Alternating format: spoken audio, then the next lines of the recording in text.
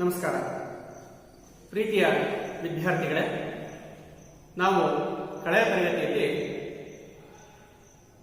ದ್ವಿತೀಯ ಪಿಯುಸಿಯ ಮೊದಲ ಅಧ್ಯಾಯ ಪೀಠಿಕೆ ಈ ವಿಷಯದಲ್ಲಿ ನಾವು ಭಾರತದ ಪ್ರಾಚೀನ ಹೆಸರುಗಳು, ಆ ಹೆಸರುಗಳು ಬರಲಿಕ್ಕೆ ಕಾರಣಗಳು ಮುಂತಾದ ವಿಷಯಗಳ ಬಗ್ಗೆ ಕೂಲಂಕುಷವಾಗಿ ತಿಳಿದುಕೊಂಡಿದ್ದೇವೆ. ಇಂದಿನ ತರಗತಿಯಲ್ಲಿ ಅದರ ಮುಂದುವರಿದಂತಹ ಮಾಲಿಕೆ ಭಾರತದ ಇತಿಹಾಸದ ಮೇಲೆ ಭೂಗೋಳದ ಪ್ರಭಾವ. ವಿದ್ಯಾರ್ಥಿಗಳೇ, ತಮಗೆಲ್ಲ ತಿಳಿದೇ ಭಾರತ ಒಂದು ವಿಶಾಲವಾದಂತಹ ದೇಶ. ಇದು ವಿವಿಧ ಭೂಲಕ್ಷಣಗಳನ್ನು ಒಳಗೊಂಡಿದೆ. ಭೌಗೋಳಿಕವಾಗಿ ಪ್ರಪಂಚದ 7ನೆಯ ದೊಡ್ಡ ರಾಷ್ಟ್ರ ಮತ್ತು ಜನಸಂಖ್ಯೆಯಲ್ಲಿ 2ನೆಯ ದೊಡ್ಡ ರಾಷ್ಟ್ರ. ಭಾರತವನ್ನು ವಿವಿಧತೆಯಲ್ಲಿ ಏಕತೆಯನ್ನು ಹೊಂದಿದ ರಾಷ್ಟ್ರ ಎಂದು ಕರೆಯಲಾಗಿದೆ. ಯುನಿಟಿ ಇನ್ ಡೈವರ್ಸಿಟಿ ಅಂತ ಕರೀತಾರೆ. ಈ ವಿವಿಧತೆಯಲ್ಲಿ ಏಕತೆಯನ್ನು ಹೊಂದಲಿಕ್ಕೆ ಕಾರಣವೇ ಇಲ್ಲಿನ ಭೌಗೋಳಿಕ ಲಕ್ಷಣಗಳು ಅಥವಾ ಭೌಗೋಳಿಕ ಪ್ರಭಾವ. ಭಾರತದ ಇತಿಹಾಸದ ಮೇಲೆ ಭೌಗೋಳಿಕತೆಯ ಪ್ರಭಾವವನ್ನು ನಾವು ಒಂದೊಂದಾಗಿ ತಿಳ್ಕೊಳ್ಳೋದಾದರೆ, ಭಾರತದ ಭೌಗೋಳಿಕ ಲಕ್ಷಣಗಳನ್ನು ನಾವು ಪ್ರಮುಖವಾಗಿ 5 ಭಾಗಗಳಾಗಿ ವಿಂಗಡಿಸಿಕೊಳ್ತೇವೆ. ಮೊದಲನೇದಾಗಿ ಹಿಮಾಲಯ ಪರ್ವತ ಶ್ರೇಣಿಗಳು, ಎರಡನೇದಾಗಿ ಉತ್ತರದ ಬಯಲುಗಳು ಅಥವಾ ಉತ್ತರದ ಪ್ರಸ್ಥಭೂಮಿ, ಮೂರನೇದಾಗಿ ಮರುಭೂಮಿ ಮತ್ತು ಪರ್ವತಗಳು, ನಾಲ್ಕನೇದಾಗಿ ದಕ್ಷಿಣದ ಪ್ರಸ್ಥಭೂಮಿ, ಐದನೇದಾಗಿ ಕರಾವಳಿ ತೀರ ಪ್ರದೇಶಗಳು. ಹೀಗೆ ಭಾರತದ ಭೌಗೋಳಿಕ ಲಕ್ಷಣಗಳನ್ನು ನಾವು ಪ್ರಮುಖವಾಗಿ 5 ಭಾಗಗಳಾಗಿ ವಿಂಗಡಿಸಿಕೊಂಡಿದ್ದೇವೆ. ಇವುಗಳನ್ನು ನಾವು ಒಂದೊಂದಾಗಿ ವಿವರವಾಗಿ ತಿಳಿದುಕೊಳ್ಳೋದಾದರೆ, ಮೊದಲನೇದು ಹಿಮಾಲಯ ಪರ್ವತ ಶ್ರೇಣಿಗಳು. ಹಿಮಾಲಯ ಪರ್ವತ ಶ್ರೇಣಿಗಳು. ಹಿಮಾಲಯ ಪರ್ವತ ಶ್ರೇಣಿ ಜಗತ್ತಿನಲ್ಲಿಯೇ ಎತ್ತರವಾದಂತಹ ಪರ್ವತ ಶಿಖರಗಳನ್ನು ಒಳಗೊಂಡಂತಹ ಪರ್ವತ ಶ್ರೇಣಿಯಾಗಿದೆ. ಜಗತ್ತಿನಲ್ಲಿಯೇ ಅತ್ಯಂತ ಎತ್ತರವಾದಂತಹ ಪರ್ವತ ಶ್ರೇಣಿಗಳನ್ನು ಹಿಮಾಲಯ ಅಂತಕ್ಕಂಥದ್ದು ಒಳಗೊಂಡಿದೆ. 8,848 ಮೀಟರ್ ಎತ್ತರದ ಪರ್ವತ ಶ್ರೇಣಿಯನ್ನ ಇದು ಒಳಗೊಂಡಿದೆ. ಅಲ್ಲದೆ ಎತ್ತರವಾದಂತಹ ಶಿಖರಗಳು, ಆಳವಾದ ಕಣಿವೆಗಳು, ಹಿಮ ನದಿಗಳು ಮುಂತಾದವುಗಳನ್ನು ಈ ಹಿಮಾಲಯ ಪರ್ವತ ಶ್ರೇಣಿ ಅಂತಕ್ಕಂಥದ್ದು ಒಳಗೊಂಡಿದೆ. ಇನ್ನು ಇದರ ವಿಸ್ತಾರದ ಬಗ್ಗೆ ತಿಳ್ಕೊಳ್ಳೋದಾದ್ರೆ, ಈ ಹಿಮಾಲಯ ಪರ್ವತ ಶ್ರೇಣಿ ಭಾರತದ ಉತ್ತರ ದಿಕ್ಕಿನಲ್ಲಿದ್ದು ಸುಮಾರು 2,400 ಕಿಲೋಮೀಟರ್, ಸುಮಾರು 2,400 ಕಿಲೋಮೀಟರ್ ಉದ್ದವಾಗಿದೆ ಮತ್ತು 240ರಿಂದ 320 ಕಿಲೋಮೀಟರ್ ಅಗಲವಾಗಿದೆ. ಕೆಲವು ಕಡೆ ಇದು ತನ್ನ ವಿಸ್ತೀರ್ಣದಲ್ಲಿ ಕುಗ್ಗಿದೆ ಮತ್ತು ಕೆಲವು ಕಡೆ ಇದು ವಿಸ್ತೀರ್ಣದಲ್ಲಿ ಹಿಗ್ಗಿದೆ. ಹಾಗಾಗಿ ಇದು 240ರಿಂದ 320 ಕಿಲೋಮೀಟರ್ ಅಗಲವಾಗಿದೆ.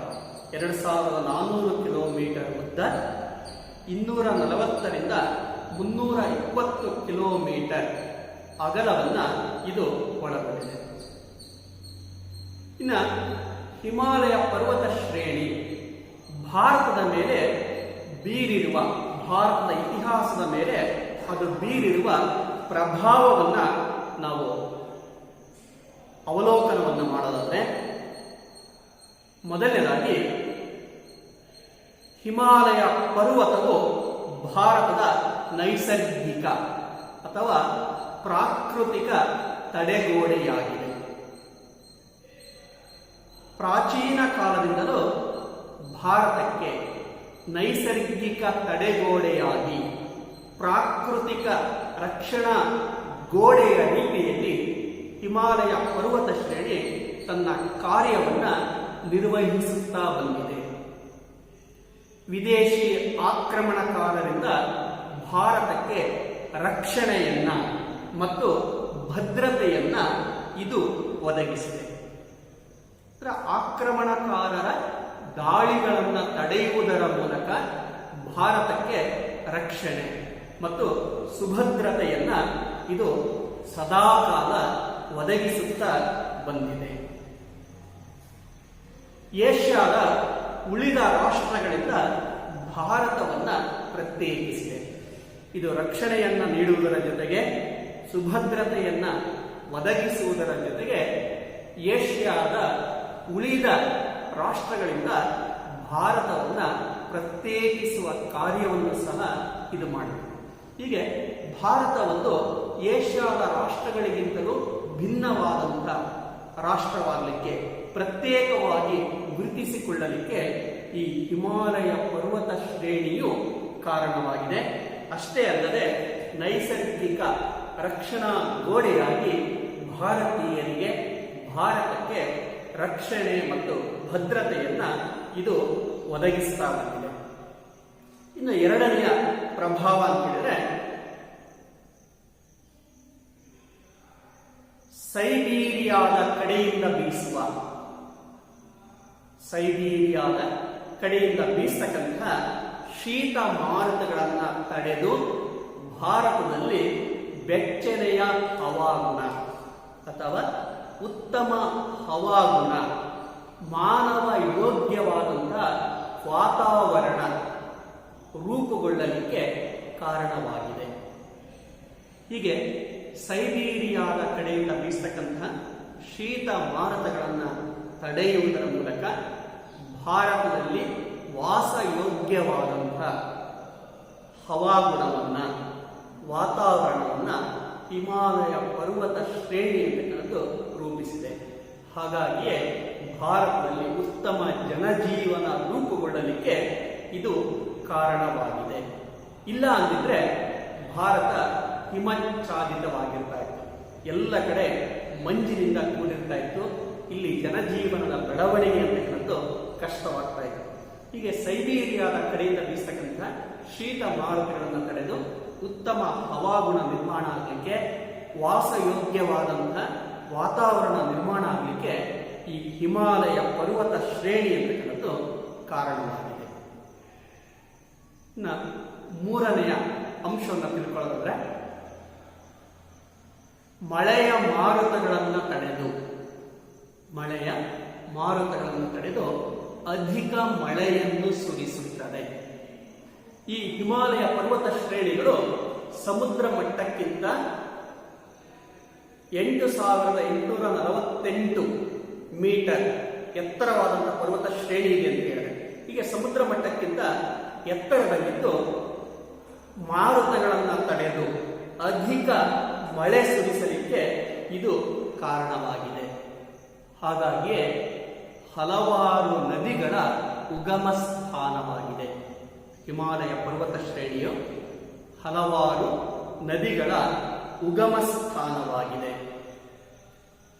ಅಲ್ಲಿ ಹುಟ್ಟುವ ನದಿಗಳು ತಮ್ಮ ಹರಿವನ್ನು ಹೆಚ್ಚಿಸಿಕೊಳ್ಳುವುದರ ಮೂಲಕ ವರ್ಷದ 365 ದಿನವೂ ತುಂಬಿ ಹರಿಯುತ್ತವೆ. ಮಳೆಗಾಲದಲ್ಲಿ ಮಳೆಯ ನೀರಿನಿಂದ, ಬೇಸಿಗೆಯಲ್ಲಿ ಹಿಮಾಲಯದ ಹಿಮ ಕರಗುವ ಮೂಲಕ ಈ ನದಿಗಳು ಸದಾ ತುಂಬಿ ಹರಿಯುತ್ತವೆ. ಮತ್ತು ಈ ನದಿಗಳ ಹರಿವಿನಿಂದ ಉತ್ತರದ ಪ್ರಸ್ಥಭೂಮಿ ಅಂತಕ್ಕಂಥದ್ದು ರೂಪುಗೊಂಡಿದೆ. ಹೀಗೆ ಹಲವು ನದಿಗಳ ಉಗಮ ಸ್ಥಾನವಾಗಿದ್ದು ಉತ್ತರದ ನದಿ ಬಯಲಿನ ರಚನೆಗೆ ಇದು ಕಾರಣವಾಗಿದೆ.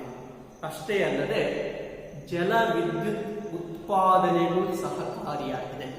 ಇಲ್ಲಿ ಹುಟ್ಟತಕ್ಕಂಥ ನದಿಗಳು ವರ್ಷ ಪೂರ ತುಂಬಿ ಹರಿಯುವುದರಿಂದ ಜಲವಿದ್ಯುತ್ ಉತ್ಪಾದನೆಗೂ ಇವು ನೆರವಾಗಿವೆ. ಅಷ್ಟೇ ಅಲ್ಲದೆ ಹಲವಾರು ನಾಗರಿಕತೆಗಳು ಈ ನದಿಯ ಬಯಲಿನಲ್ಲಿಯೇ ಹುಟ್ಟಿಕೊಂಡಿವೆ.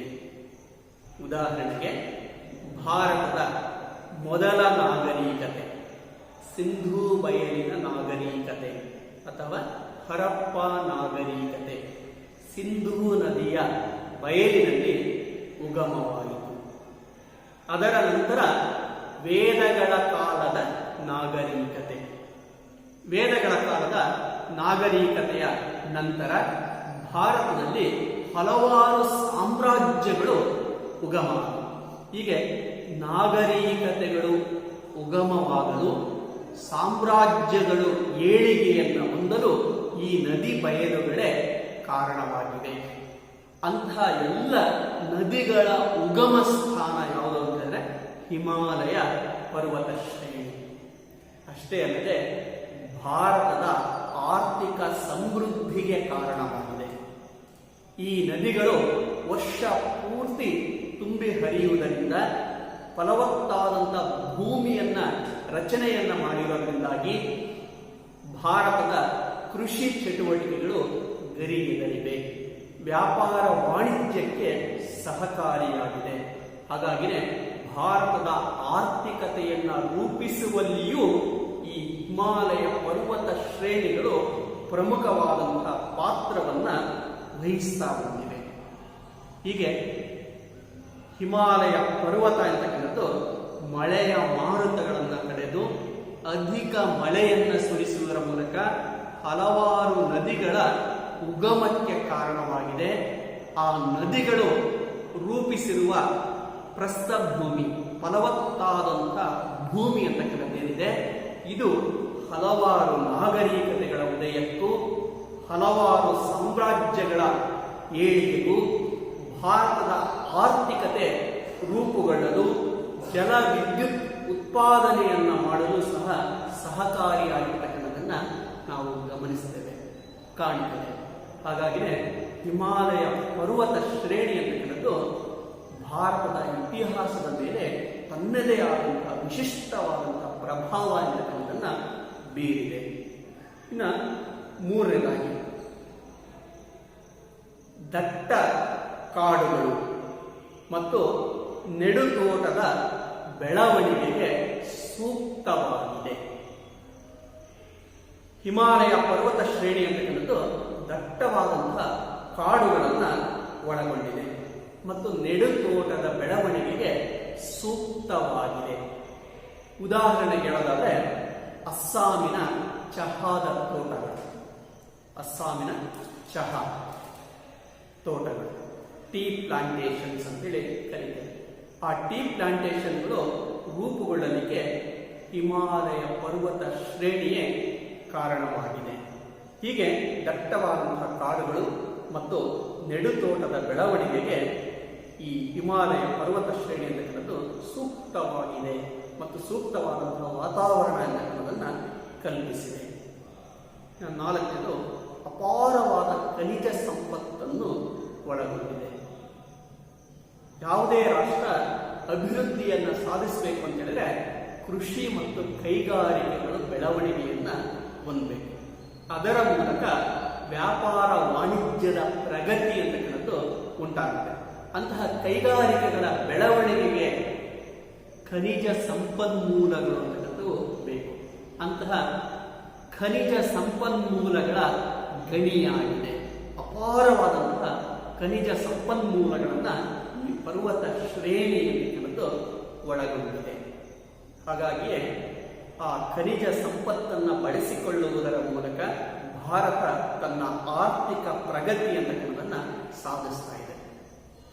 ಇನ್ನು ಐದನೇದಾಗಿ ಕಣಿವೆ ಮಾರ್ಗಗಳು ಅಥವಾ ವ್ಯಾಪಾರಿ ಮಾರ್ಗಗಳು. ಹಿಮಾಲಯ ಪರ್ವತ ಶ್ರೇಣಿಯು ಬೋಲಾನ್ ಮತ್ತು ಖೈಬರ್ ಎಂಬ ಎರಡು ಕಣಿವೆ ಮಾರ್ಗಗಳನ್ನು ಹೊಂದಿದೆ. ಈ ಕಣಿವೆ ಮಾರ್ಗಗಳು ಭಾರತದ ವಾಣಿಜ್ಯ ಮತ್ತು ಸಾಂಸ್ಕೃತಿಕ ಸಂಪರ್ಕಕ್ಕೆ ಕೊಂಡಿಯಾಗಿವೆ.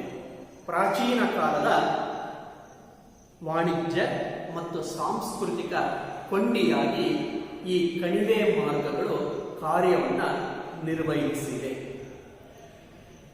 ಮುಂದೆ ಈ ಕಣಿವೆ ಮಾರ್ಗಗಳ ಮೂಲಕವೇ ವಿದೇಶಿಯರ ಆಗಮನ, ವಿದೇಶಿಯರ ಆಕ್ರಮಣ ಎನ್ನುವುದು ನಡೀತಾ ಬಂತು. ಹೀಗೆ ಒಂದು ಕಾಲದಲ್ಲಿ ಖೈಬರ್ ಮತ್ತು ಬೋಲಾನ್ ಕಣಿವೆ ಮಾರ್ಗಗಳು ಭಾರತದ ವ್ಯಾಪಾರ ವಾಣಿಜ್ಯ ಮತ್ತು ಸಾಂಸ್ಕೃತಿಕ ಸಂಪರ್ಕದ ಕೊಂಡಿಗಳಾಗಿ ಕಾರ್ಯವನ್ನು ನಿರ್ವಹಿಸಿದರೆ, ಮುಂದೆ ಅವೇ ಮಾರ್ಗಗಳ ಮೂಲಕ ವಿದೇಶಿಯರು ಒಬ್ಬೊಬ್ಬರಾಗಿ ಆಕ್ರಮಣವನ್ನು ಮಾಡ್ತಾ ಬಂದರು ಮತ್ತು ಭಾರತದ ಮೇಲೆ ತಮ್ಮ ಹಿಡಿತವನ್ನ ಅವರು ಸಾಧಿಸ್ತಾ ಬಂದರು. ಹೀಗೆ ಭಾರತದ ಸಂಸ್ಕೃತಿ ರೂಪುಗೊಳ್ಳುವಲ್ಲಿ, ಭಾರತದ ವ್ಯಾಪಾರ ವಾಣಿಜ್ಯ ಪ್ರಗತಿಯನ್ನು ಸಾಧಿಸುವಲ್ಲಿ ಈ ಕಣಿವೆ ಮಾರ್ಗಗಳು ಸಹ ಪ್ರಮುಖವಾದಂತಹ ಪಾತ್ರವನ್ನು ವಹಿಸಿದೆ. ಇನ್ನು ಭಾರತದ ಪ್ರಾಚೀನ ಮಾನವನ ಮೊದಲ ವಸತಿ ನೆಲೆಯೂ ಸಹ ಹಿಮಾಲಯ ಪರ್ವತ ಶ್ರೇಣಿಯೇ ಆಗಿದೆ. ಪ್ರಾಚೀನ ಮಾನವನ ಮೊದಲ ವಸತಿ ನೆಲೆ ಹಿಮಾಲಯ ಪರ್ವತದ ಶಿವಾಲಿಕ್ ಬೆಟ್ಟಗಳಲ್ಲಿ ಕಂಡುಬರುತ್ತದೆ. ಪ್ರಾಚೀನ ಮಾನವನ ವಸತಿಯ ಕುರುಹುಗಳು ನಮಗೆ ಶಿವಾಲಿಕ್ ಪರ್ವತದಲ್ಲಿ ಕಂಡುಬರುತ್ತದೆ. ಹೀಗೆ ಪ್ರಾಚೀನ ಕಾಲದಿಂದ ಇಂದಿನವರೆಗೂ ಸಹ ಭಾರತದ ಇತಿಹಾಸದ ಮೇಲೆ ಹಿಮಾಲಯ ಪರ್ವತ ಶ್ರೇಣಿ ತನ್ನದೇ ಆದ ಪ್ರಭಾವವನ್ನು ಬೀರ್ತಾ ಬಂದಿರುವುದನ್ನು ಕಾಣಬಹುದಾಗಿದೆ. ಹೀಗೆ ಹಿಮಾಲಯ ಪರ್ವತ ಶ್ರೇಣಿಯು ಭಾರತದ ಇತಿಹಾಸವನ್ನು ರೂಪಿಸುವಲ್ಲಿ, ಭಾರತದ ಇತಿಹಾಸದ ಮೇಲೆ ತನ್ನದೇ ಆದಂತಹ ಪ್ರಭಾವವನ್ನು ಬೀರಿದೆ. ಇನ್ನು ಎರಡನೇದಾಗಿ ಉತ್ತರದ ಬಯಲುಗಳು ಅಥವಾ ಉತ್ತರ ಪ್ರಸ್ಥಭೂಮಿ. ಉತ್ತರದ ಬಯಲುಗಳು ಅಥವಾ ಉತ್ತರ ಪ್ರಸ್ಥಭೂಮಿ. ಉತ್ತರ ಪ್ರಸ್ಥಭೂಮಿಯು ಜಗತ್ತಿನಲ್ಲಿಯೇ ಅತ್ಯಂತ ಫಲವತ್ತಾದ ನದಿ ಮುಖಜ ಭೂಮಿಯಾಗಿದೆ.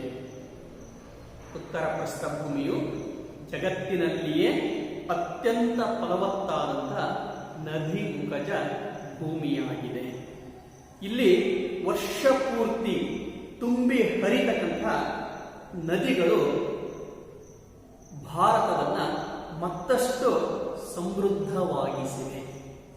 ವರ್ಷ ಪೂರ್ತಿ ತುಂಬಿ ಹರಿತಕ್ಕಂಥ ಹಲವಾರು ನದಿಗಳು ಈ ಮುಖಜ ಭೂಮಿಯನ್ನು ಮತ್ತಷ್ಟು ಫಲವತ್ತಾಗಿಸುವುದರ ಮೂಲಕ ಭಾರತವನ್ನು ಆರ್ಥಿಕವಾಗಿ ಸಮೃದ್ಧವಾಗುವಂತೆ ಮಾಡಿವೆ. ಸಿಂಧು ಮತ್ತು ವೇದಗಳ ಕಾಲದ ನಾಗರಿಕತೆಗಳ ಉದಯಕ್ಕೆ ಕಾರಣವಾಗಿವೆ. ಭಾರತದ ಮೊದಲ ನಾಗರಿಕತೆಯಾದಂತಹ ಸಿಂಧು ನಾಗರಿಕತೆ ಮತ್ತು ಅದರ ನಂತರ ಬಂದಂತಹ ವೇದಗಳ ಕಾಲದ ನಾಗರಿಕತೆ ಉದಯ ಆಗಲಿಕ್ಕೆ ಈ ನದಿ ಬಯಲುಗಳೇ, ಈ ನದಿ ಮುಖಜ ಭೂಮಿಗಳೇ ಕಾರಣವಾಗಿವೆ. ಆ ನಂತರ ಅನೇಕ ಸಾಮ್ರಾಜ್ಯಗಳ ಉದಯಕ್ಕೆ ಕಾರಣವಾಗಿವೆ. ಹಾಗಾಗಿನೇ ಉತ್ತರದ ನದಿ ಬಯಲುಗಳನ್ನು ನಾಗರಿಕತೆಯ ಮತ್ತು ಸಾಮ್ರಾಜ್ಯಗಳ ತೊಟ್ಟಿಲು ಎಂದು ಕರೆಯಲಾಗಿದೆ. ಹಲವು ನಾಗರಿಕತೆಗಳ ಮತ್ತು ಸಾಮ್ರಾಜ್ಯಗಳ ತೊಟ್ಟಿಲು ಎಂದು ಕರೆಯಲಾಗಿದೆ. ಇದಲ್ಲದೆ ಕೈಗಾರೀಕರಣ, ನಗರೀಕರಣ ಸಾಧಿಸುವ ಮೂಲಕ ಆರ್ಥಿಕ ಸಮೃದ್ಧಿಗೆ ಈ ನದಿ ಬಯಲು ಕಾರಣವಾಗಿದೆ. ಸಮೃದ್ಧಿ ಮತ್ತು ಸಿರಿವಂತಿಕೆ ಮಾನವನ ಮೂಲಭೂತ ಅವಶ್ಯಕತೆಗಳನ್ನು ಪೂರೈಸಿ ಅಥವಾ ಲಭ್ಯಗೊಳಿಸಿ ಮಾನವನ ಭೌತಿಕ, ಆಧ್ಯಾತ್ಮಿಕ ಮತ್ತು ತತ್ವಜ್ಞಾನದ ಬೆಳವಣಿಗೆಗೆ ಸಹಕಾರಿಯಾಗಿವೆ. ಇಲ್ಲಿ ದೊರೆತಂತಹ ಆರ್ಥಿಕ ಸಮೃದ್ಧಿ, ಸಿರಿವಂತಿಕೆ ಮಾನವನ ಮೂಲಭೂತ ಅವಶ್ಯಕತೆಗಳನ್ನು ಲಭ್ಯಗೊಳಿಸಿ ಮಾನವನು ಭೌತಿಕವಾಗಿ, ಆಧ್ಯಾತ್ಮಿಕವಾಗಿ ಮತ್ತು ತತ್ವಜ್ಞಾನದಲ್ಲಿ ಬೆಳವಣಿಗೆಯನ್ನು ಸಾಧಿಸಲು ಸಹಕಾರಿಯಾಗಿದೆ. ಭಾರತದ ಧಾರ್ಮಿಕತೆ ರೂಪುಗೊಳ್ಳಲಿಕ್ಕೆ ಈ ಉತ್ತರದ ಪ್ರಸ್ಥಭೂಮಿಯಲ್ಲಿ ಹರಿತಕ್ಕಂಥ ನದಿಗಳು ಪ್ರಮುಖ ಕಾರಣವಾಗಿವೆ. ಏಕೆ ಅಂತ ಹೇಳಿದರೆ ಭಾರತದ ಎಲ್ಲ ಪುಣ್ಯಕ್ಷೇತ್ರಗಳು, ತೀರ್ಥ ಕ್ಷೇತ್ರಗಳಂತೂ ಈ ನದಿಯ ಬಯಲಿನಲ್ಲಿಯೇ ಇವೆ.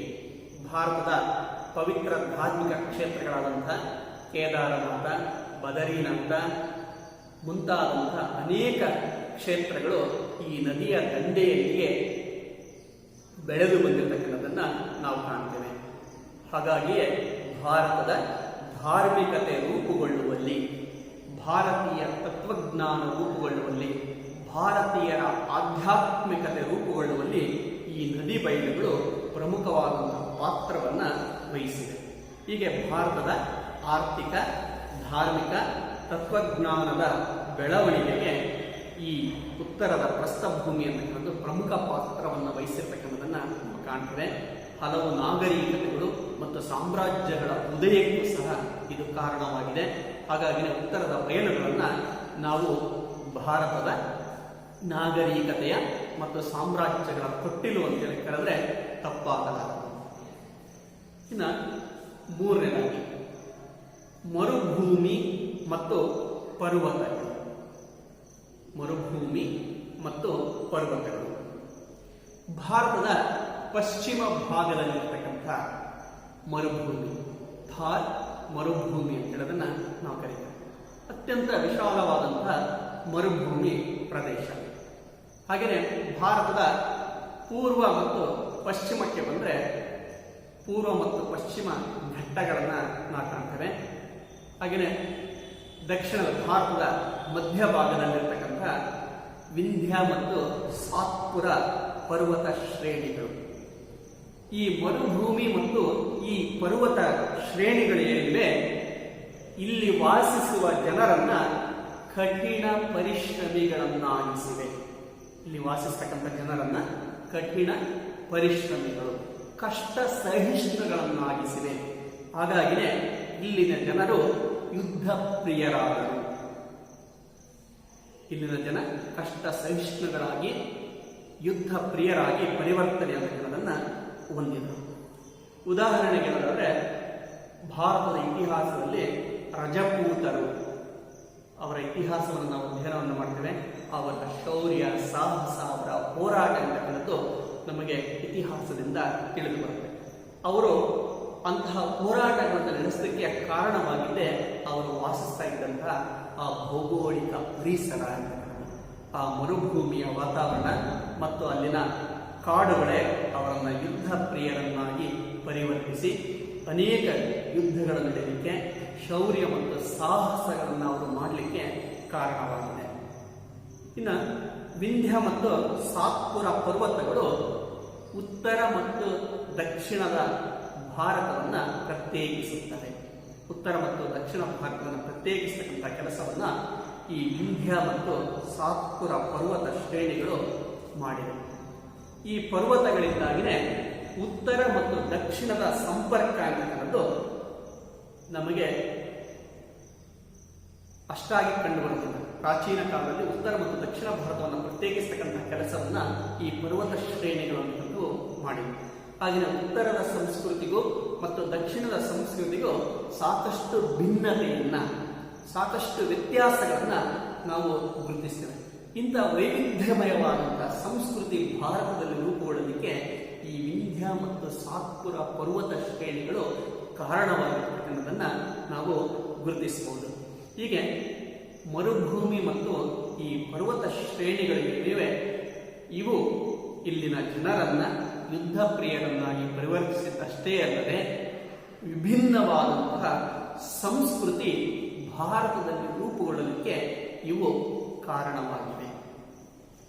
ಇನ್ನು ನಾಲ್ಕನೇದಾಗಿ ದಕ್ಷಿಣದ ಪ್ರಸ್ಥಭೂಮಿ, ಡೆಕ್ಕನ್ ಪ್ಲಾಟ್ಯೂ, ದಕ್ಷಿಣದ ಪ್ರಸ್ಥಭೂಮಿ. ದಕ್ಷಿಣದ ಪ್ರಸ್ಥಭೂಮಿಯು ಉತ್ತರದ ಪ್ರಸ್ಥಭೂಮಿಯಷ್ಟು ಫಲವತ್ತಾಗಿಲ್ಲ. ಅದಕ್ಕೆ ಕಾರಣ ಏನು ಅಂತಂದರೆ, ದಕ್ಷಿಣದ ನದಿಗಳು ಮಳೆಗಾಲದಲ್ಲಿ ಮಾತ್ರ ತುಂಬಿ ಹರಿಯುತ್ತವೆ. ಬೇಸಿಗೆಯಲ್ಲಿ ನದಿಗಳ ನೀರಿನ ಹರಿವು ಇರ್ತಕ್ಕಂಥದ್ದು ಕಡಿಮೆ ಆಗುತ್ತೆ. ಅದಕ್ಕೆ ಕಾರಣ ಏನು ಅಂತಂದರೆ ಇಲ್ಲಿನ ಮಳೆ. ಆ ಮಳೆಯನ್ನು ಅವಲಂಬಿಸಿಕೊಂಡು ಈ ನದಿಗಳು ಹರಿಯುವುದರಿಂದಾಗಿ ಮಳೆಗಾಲದಲ್ಲಿ ಮಾತ್ರ ಅವು ತುಂಬಿ ಹರಿತವೆ, ಬೇಸಿಗೆಯಲ್ಲಿ ಅದರ ನೀರಿನ ಹರಿವು ಅನ್ನೋದು ಕಡಿಮೆ ಆಗುತ್ತೆ. ಹಾಗಾಗಿಯೇ ಸ್ವಾಭಾವಿಕವಾಗಿ ಇವು ಉತ್ತರದ ಪ್ರಸ್ಥಭೂಮಿಗೆ ಹೋಲಿಸಿಕೊಂಡ್ರೆ ದಕ್ಷಿಣದ ಪ್ರಸ್ಥಭೂಮಿ ಅನ್ನೋದು ಅಷ್ಟು ಫಲವತ್ತಾಗಿಲ್ಲ. ಆದರೂ ಇಲ್ಲಿ ಹುಟ್ಟುವ ನದಿಗಳು ಪೂರ್ವ ಮತ್ತು ಪಶ್ಚಿಮ ಘಟ್ಟಗಳಲ್ಲಿ ಹುಟ್ಟುವ ನದಿಗಳು ದಕ್ಷಿಣದ ಪ್ರಸ್ಥಭೂಮಿಯನ್ನು ಫಲವತ್ತಾಗಿಸಿವೆ.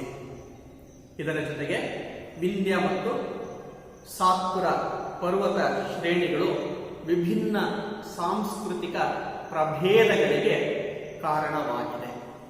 ಪೂರ್ವ ಮತ್ತು ಪಶ್ಚಿಮ ಘಟ್ಟಗಳು, ವಿಂಧ್ಯ ಮತ್ತು ಸಾತ್ಪುರ ಪರ್ವತ ಶ್ರೇಣಿಗಳು ವಿಭಿನ್ನ ಸಾಂಸ್ಕೃತಿಕ ಪ್ರಭೇದಗಳಿಗೆ ಕಾರಣವಾಗಿವೆ.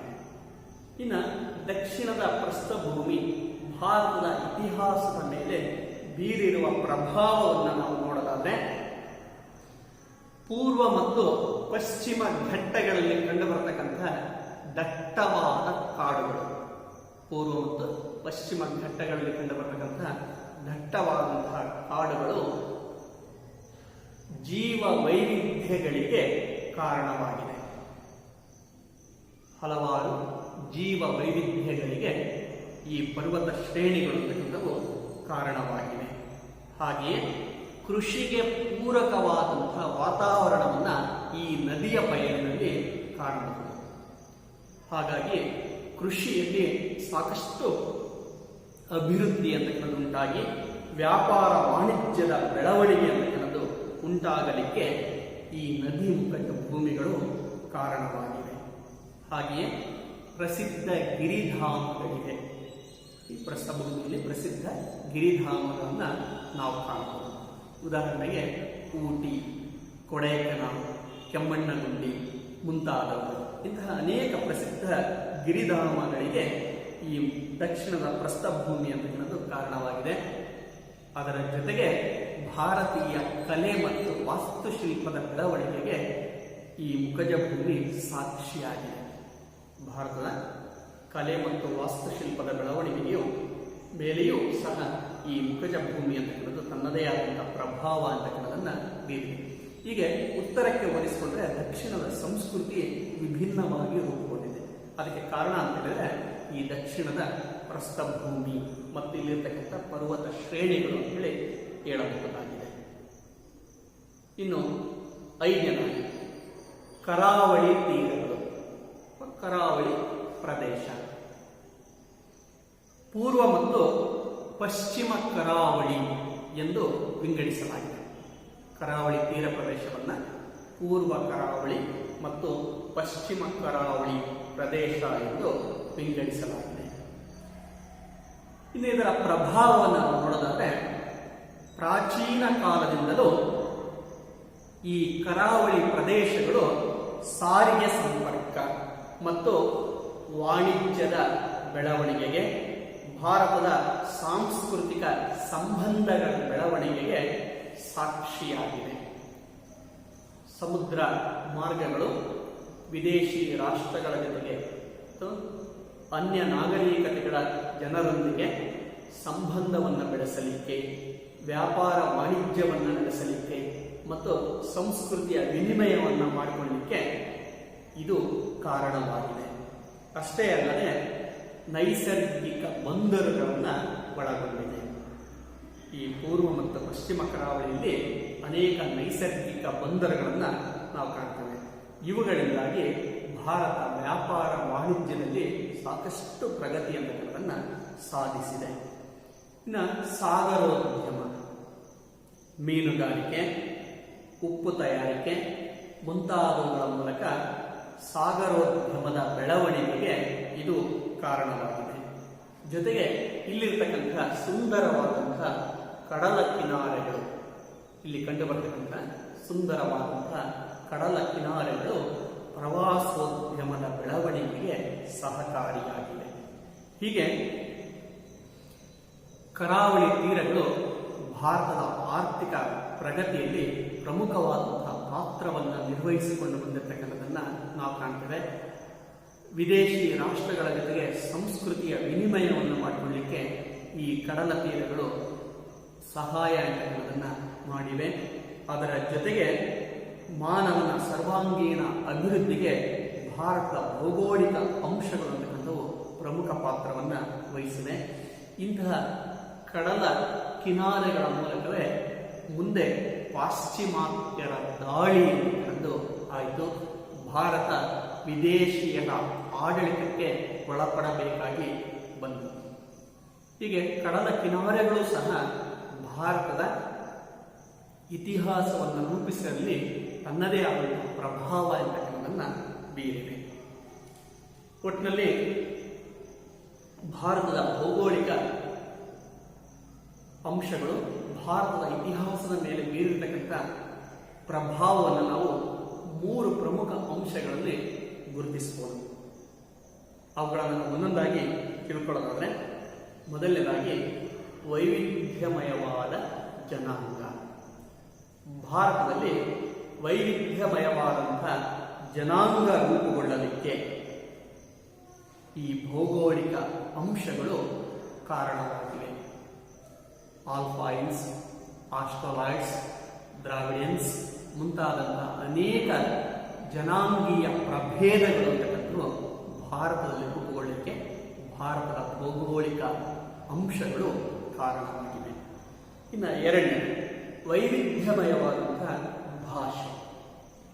ಭಾರತದಲ್ಲಿ ಸುಮಾರು 2000ಕ್ಕೂ ಹೆಚ್ಚು ಭಾಷೆಗಳಿವೆ. ಕೆಲವು ಭಾಷೆಗಳಿಗೆ ಲಿಪಿ ಇದ್ದರೆ, ಲಿಪಿ ಇಲ್ಲದೇ ಇರುವ 100 ಭಾಷೆಗಳು ಇಂದಿಗೂ ಭಾರತದಲ್ಲಿ ಜೀವಂತವಾಗಿವೆ. ಇಂತಹ ಭಾಷಾ ವೈವಿಧ್ಯತೆಗೆ ಇಲ್ಲಿನ ಭೌಗೋಳಿಕ ಅಂಶಗಳೇ ಕಾರಣವಾಗಿವೆ. ಇನ್ನು ವೈವಿಧ್ಯಮಯವಾದ ಸಂಸ್ಕೃತಿ. ಮೂರನೇದು ವೈವಿಧ್ಯಮಯವಾದಂಥ ಸಂಸ್ಕೃತಿ. ಸಂಸ್ಕೃತಿ ಅಂತಕ್ಕಂಥದ್ದು ಬಹುಮುಖಿಯಾದಂಥದ್ದು. ಭಾರತದಲ್ಲಿ ಬಹುಮುಖಿ ಸಂಸ್ಕೃತಿ ಅಂತಕ್ಕಂಥದ್ದನ್ನು ನಾವು ಕಾಣ್ತೇವೆ. ಭಾರತದಲ್ಲಿ ಏಕಮುಖಿ ಸಂಸ್ಕೃತಿ ಇಲ್ಲ, ಬಹುಮುಖವಾದಂತಹ ಸಂಸ್ಕೃತಿಯನ್ನು ನಾವು ಕಾಣ್ತೇವೆ. ಅಂತಹ ವೈವಿಧ್ಯಮಯವಾದಂತಹ ಸಾಂಸ್ಕೃತಿಕ ವೈವಿಧ್ಯತೆ ಅಂತಕ್ಕಂಥದ್ದು ರೂಪುಗೊಳ್ಳಲಿಕ್ಕೆ ಭಾರತದ ಭೌಗೋಳಿಕ ಅಂಶಗಳೇ ಕಾರಣವಾಗಿವೆ. ಉತ್ತರ ಮತ್ತು ದಕ್ಷಿಣದ ನದಿ ಬಯಲುಗಳು ಭಾರತವನ್ನು ಕೃಷಿ ಪ್ರಧಾನ ರಾಷ್ಟ್ರವನ್ನಾಗಿ ಪರಿವರ್ತಿಸಿವೆ. ಭಾರತ ಹಳ್ಳಿಗಳ ದೇಶ, ಕೃಷಿ ಪ್ರಧಾನವಾದಂಥ ರಾಷ್ಟ್ರ. ರೈತನನ್ನ ಭಾರತದ ಬೆನ್ನೆಲುಬು ಅಂತೇಳಿ ಕರೆಯಲಾಗಿದೆ. ಅಂತಹ ಕೃಷಿಕನ ಬದುಕು, ಕೃಷಿ ಆಧಾರಿತವಾದಂತಹ ಆರ್ಥಿಕತೆ ಅಂತಕ್ಕಂಥದ್ದು ಭಾರತದಲ್ಲಿ ರೂಪುಗೊಳ್ಳಲಿಕ್ಕೆ ಇಲ್ಲಿನ ಭೌಗೋಳಿಕ ಪರಿಸರವೇ ಕಾರಣವಾಗಿವೆ. ಉತ್ತರದ ಮತ್ತು ದಕ್ಷಿಣದ ಬಯಲುಗಳೇ ಕಾರಣವಾಗಿವೆ. ಅನೇಕ ರಾಜವಂಶಗಳ ಏಳಿಗೆ, ಅವನತಿ, ರಾಜಕೀಯ, ಸಾಮಾಜಿಕ, ಧಾರ್ಮಿಕ ಮತ್ತು ಸಾಂಸ್ಕೃತಿಕ ಬೆಳವಣಿಗೆಯಲ್ಲಿ ಈ ಭೌಗೋಳಿಕ ಅಂಶಗಳು ಪ್ರಮುಖ ಪಾತ್ರವನ್ನು ವಹಿಸಿವೆ. ವಿವಿಧ ಜನಾಂಗ, ವಿವಿಧ ಭಾಷೆ, ವಿವಿಧ ಸಂಸ್ಕೃತಿಯ ಬೆಳವಣಿಗೆಯಿಂದಾಗಿ ಭಾರತ ವಿವಿಧತೆಯಲ್ಲಿ ಏಕತೆಯನ್ನು ಹೊಂದಿದಂತಹ ರಾಷ್ಟ್ರ ಎಂದು ಕರೆಸಿಕೊಂಡಿದೆ. ಯುನಿಟಿ ಇನ್ ಡೈವರ್ಸಿಟಿ ಅಂತೇಳಿ ಕರೀತಾರೆ. ಹೀಗೆ ವಿವಿಧತೆಯಲ್ಲಿ ಏಕತೆಯನ್ನು ಹೊಂದಿದಂತಹ ಭಾರತ ರೂಪುಗೊಳ್ಳಲಿಕ್ಕೆ ಇಲ್ಲಿನ ಭೌಗೋಳಿಕ ಅಂಶಗಳು, ಭೌಗೋಳಿಕ ಲಕ್ಷಣಗಳು ಅಂತಕ್ಕಂಥವು ಪ್ರಮುಖ ಪಾತ್ರವನ್ನು ವಹಿಸಿವೆ. ಭಾರತದ ಭೌಗೋಳಿಕ ಅಂಶಗಳ ಬಗ್ಗೆ ನಾವು ವಿವರವಾಗಿ ತಿಳ್ಕೊಂಡಿದ್ದೇವೆ. ಮುಂದಿನ ತರಗತಿಯಲ್ಲಿ ನಾವು ಭಾರತದ ಇತಿಹಾಸದ ಆಧಾರಗಳ ಬಗ್ಗೆ ತಿಳ್ಕೊಳ್ಳೋಣ. ಎಲ್ಲರಿಗೂ ನಮಸ್ಕಾರ.